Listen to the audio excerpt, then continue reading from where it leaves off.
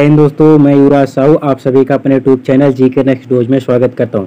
अगर आप हमारे यूट्यूब चैनल में नए हैं तो चैनल को सब्सक्राइब करें और बेल आइकन को प्रेस करें ताकि जो भी हम वीडियो डालें आप तक नोटिफिकेशन पहुंचता रहे।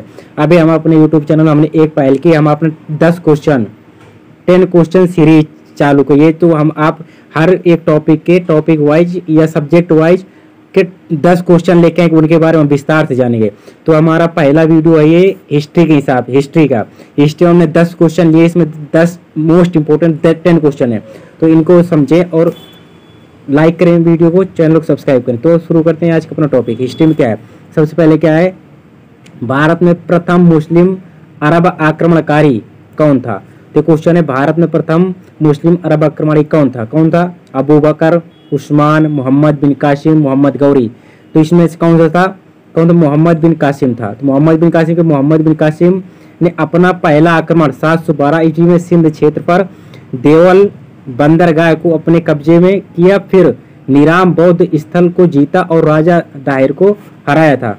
तो मोहम्मद बिन कासिम ये पहला मुस्लिम शासक था जो अरब आक्रमणकारी थे, भारत पर आक्रमण किया था।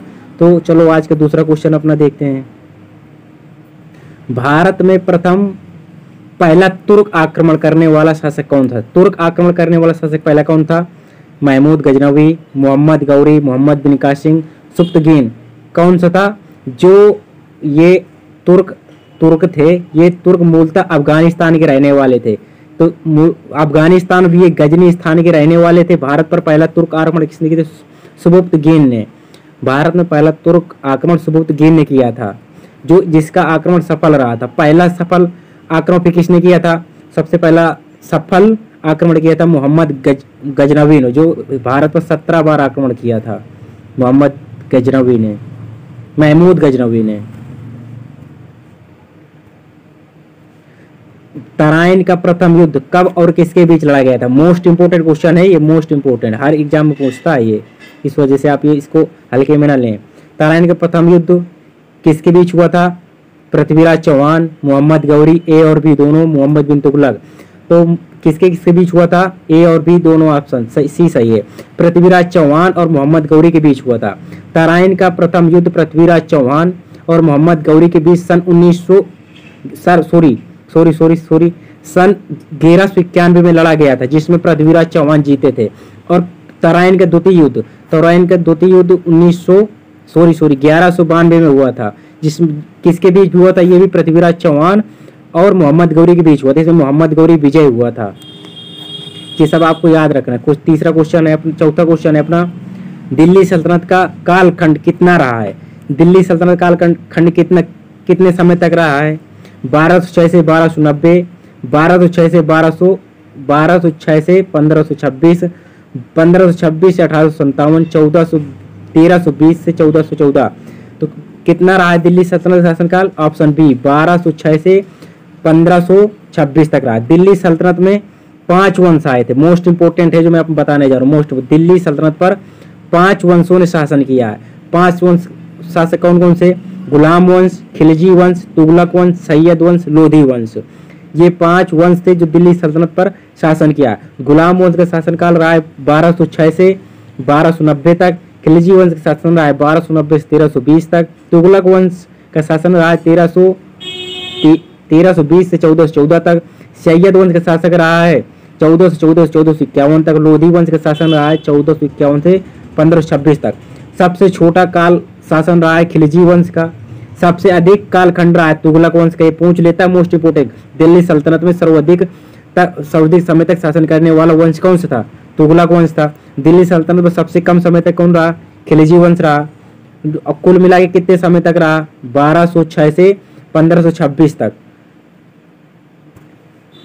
वीडियो पसंद आए तो लाइक कर जाना, चैनल को सब्सक्राइब कर देना।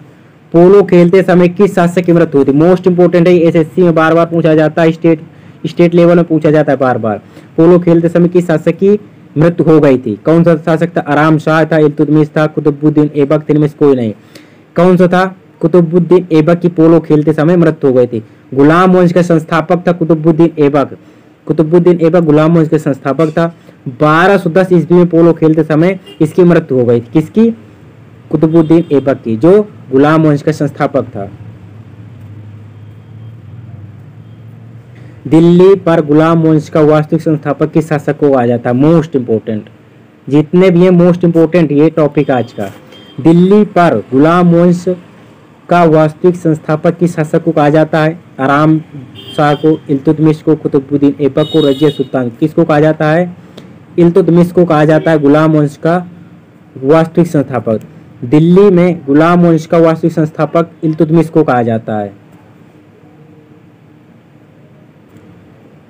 इल्तुतमिश कुतुबुद्दीन ऐबक का दामाद और गुलाम था। जो इल्तुतमिश था वो कुतुबुद्दीन ऐबक का दामाद और गुलाम था। इल्तुतमिश को, मोस्ट इंपोर्टेंट, इल्तुतमिश को गुलाम का गुलाम कहा जाता है। पूछ रही था कुछ में, गुलामों को गुलाम किसे कहा जाता है? किसे कहा जाता है? इल्तुतमिश को कहा जाता है।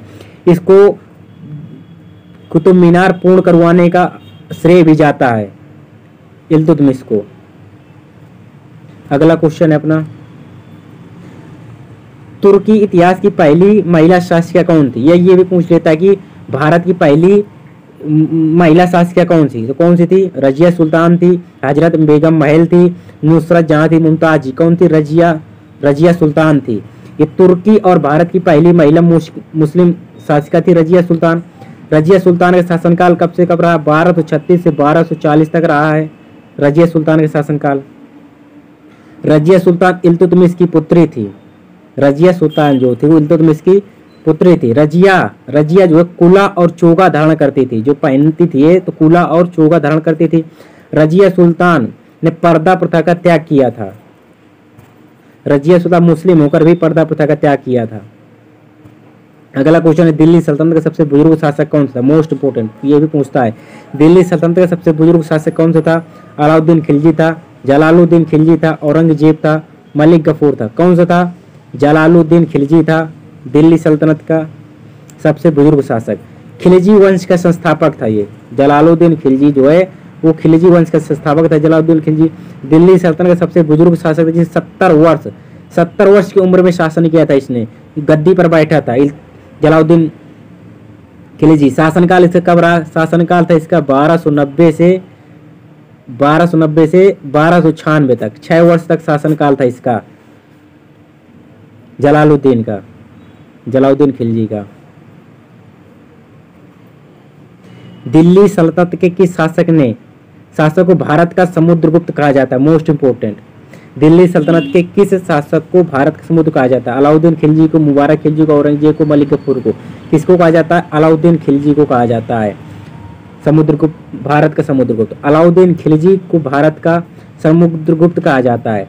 इसका राज्याभिषेक, जो ये राज्याभिषेक इसका हुआ था 1296 में लाल महल दिल्ली में राज्याभिषेक हुआ था। किसका? अलाउद्दीन खिलजी को, जिसको भारत का समुद्रगुप्त कहा जाता है।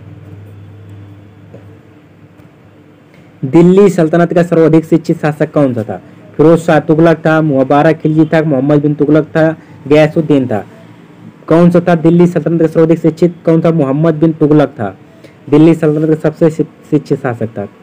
मोहम्मद बिन तुगलक दिल्ली सल्तनत का सबसे शिक्षित शासक था, जिसका कार्यकाल 1325, इसका शासनकाल कितना रहा है? 1325 से 1351 तक इसने शासन किया है दिल्ली सल्तनत पर।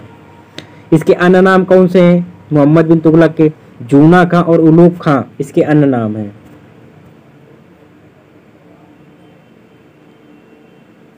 अगर वीडियो पसंद आए तो वीडियो को लाइक करें, चैनल पर पहली बार आए तो चैनल को सब्सक्राइब करें। जय हिंद।